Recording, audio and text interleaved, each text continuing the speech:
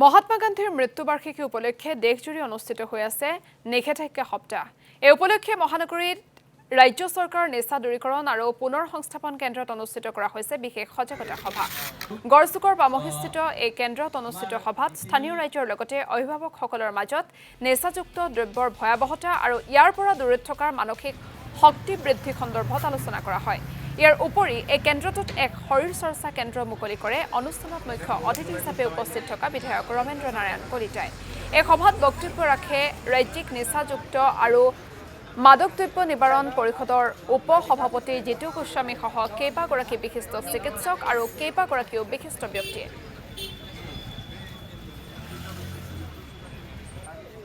Regional college of health সায়েন্সে প্ৰতি বছৰৰ দৰে আমি হেল্থ কেম্প যিধৰণে পাতি আহোঁ, আজি নতুন আমাৰ এইটো প্ৰিমাইছত হেল্থ কেম্প এটাৰে আমি আৰম্ভ কৰিছোঁ।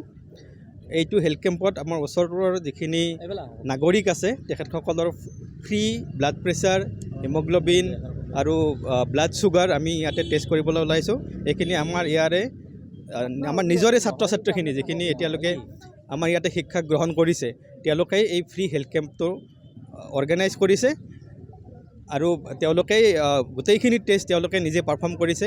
এইটো হেল্থ কেম্পৰ জৰিয়তে ওচৰ চুবুৰীয়া যিখিনি আমাৰ নাগৰিক আছে সকলোৰে যেনেধৰণে উপকৃত হয় সেইধৰণে উপকৃত হ'বই, আৰু আমাৰ ল'ৰা ছোৱালীখিনি যিখিনি আমাৰ ষ্টুডেণ্ট আছে তেওঁলোকৰেও যিটো আমাৰ ছ'চাইটিৰ প্ৰতি যিটো দায়িত্ব ছাৰ্ভিচ দিব লগা আছে সেইখিনি তেওঁলোকে এনেধৰণে আমাৰ সেৱা আগবঢ়াই গৈ আছে।